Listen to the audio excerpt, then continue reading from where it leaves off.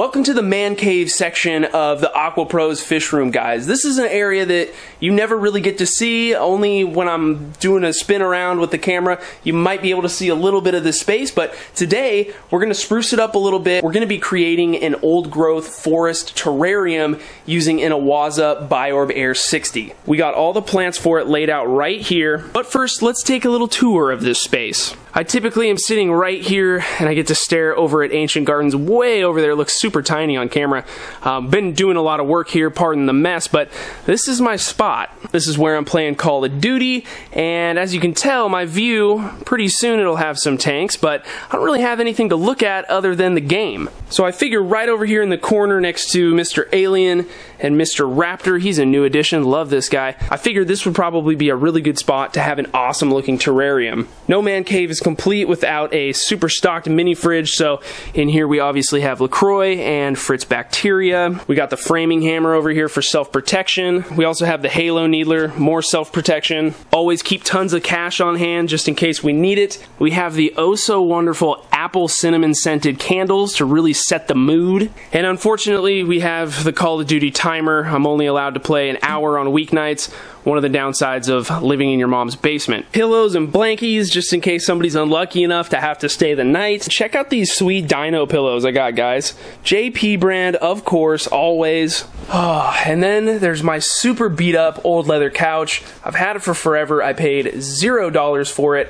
Love this thing. I hope I have it for forever. On the walls we have a huge periodic table of elements chart, one of the many that I have just in case you need to know how many electrons copper has. But I think the only thing missing in this space for me is something cool to look at that involves nature. So that's why we're going to be setting up the biOrb over here, and with that said, let's go ahead and get started. If you guys want to get your hands on one of these Oase biOrb Air 60s, I'll have a link for them in the description. They are pretty sweet. I'm not gonna lie. If you guys didn't see the first terrarium setup that we did upstairs, I'll have a link for like a terrarium playlist in the description so you can check it out if you want to see all the cool stuff we're doing with these things. Alright, we got that up there. We'll take a look at it in just a second. Here's the contents of the box. Hammer not included. We have two pieces here that will eventually snap together to form the false bottom of the terrarium. We have a little cartridge in here with some sponges, which acts as an air filter. We have a couple bottles of DI water that we can use for misting the terrarium. There's a cocoa fiber brick that we can use as part of the substrate. We will also talk about what we're going to be putting in this thing. And then we have like a spray bottle attachment for those Mr. bottles. We have this little bulb to help clean out a section of the terrarium. And then I believe in here we just have the power cord. Alright guys, let's dive down here and take a look at the plants that we're going to be using. So we have a combination of things that I collected from the forest that's right next to my house, as well as some plants from littleprinceplants.com. There's just a few leftovers from the stuff they sent us for the terrarium upstairs, so we have some baby tears, we also have some white tip spike moss, some gold tip spike moss, and I think that's probably all we're going to be using in today's build. I have a coupon code AQUAPROS20 that'll get you 20% off your first purchase from these guys. There's a link in the description. This stuff is really cool though. This is moss that again I collected from the forest around my house. I didn't want to overly disturb the natural habitat, so I just took pieces from areas where there was literally a ton of this stuff and everything was looking really healthy. These sticks over here were just sticks that were on the ground, so we weren't ripping these off of trees or anything. So we got that, and then this was another forest that was not very close to my house. It was near one of my relatives' houses, and so we were able to get some really cool ferns as well as the same type of moss, which is I thought was kind of interesting because it's a significant distance away from where I live, and then some other cool pieces of wood. This is a lot of stuff and we're probably not going to use all of it, but that just means that we'll have to go upstairs and set another terrarium up in like an old aquarium or something. Let's talk about the substrate, guys. In the previous terrarium video, I went through and kind of detailed how we mix this and what exactly the ingredients were. I'll put on the screen right now what is in this, but we're not gonna do anything beyond that. If you want some more details on this, then go check out that video and learn a little bit more about it. So that's all the ingredients, guys. That's everything we're gonna be using in the terrarium setup. So let's go ahead and let's start building it.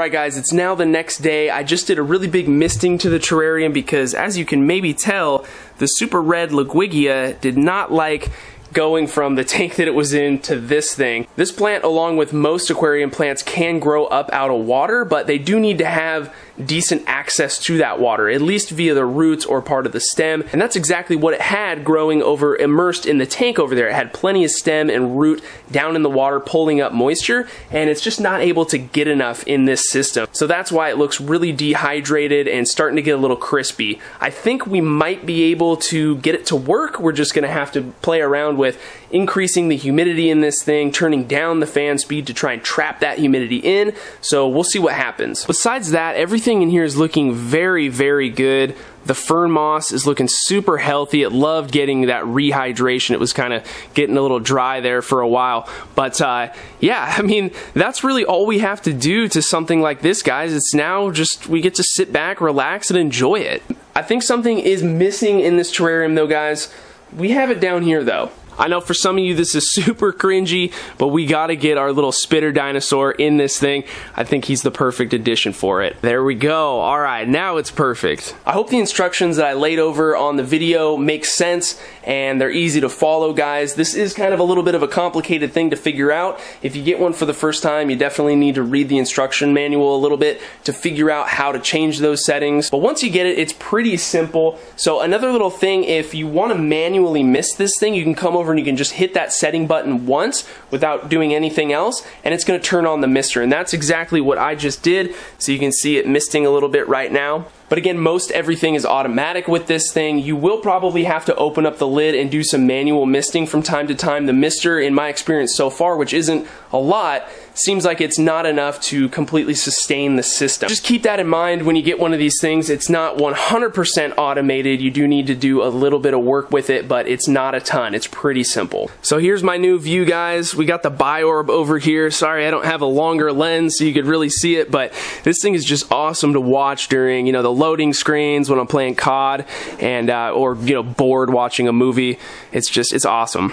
And it's pretty fun because if I get bored of one view, I can just go over here and turn it and get a slightly different angle going, or vice versa. I'll be sure to keep you guys updated on this new terrarium. We might be adding some bugs to it here in the near future, although I am interested to see if anything pops up out of the stuff that we collected from the forest. There's definitely got to be something in that stuff, so it'll be fun to see what happens. Anyway, I think that's going to do it for today's video, guys. Don't forget to subscribe if you're new. Hit the like button if you're into terrariums, and if enough people like this video, I'll change my name from AQUAPROS to Land Pros, because that's kind of how it's feeling these days. Don't worry, we still got aquarium stuff going on, guys. I promise. I know it's been a while, but yeah, we'll be sure to update you guys on everything that's going on right now. There's just a lot happening. So anyway, thanks again for watching, and we'll see you in the next one.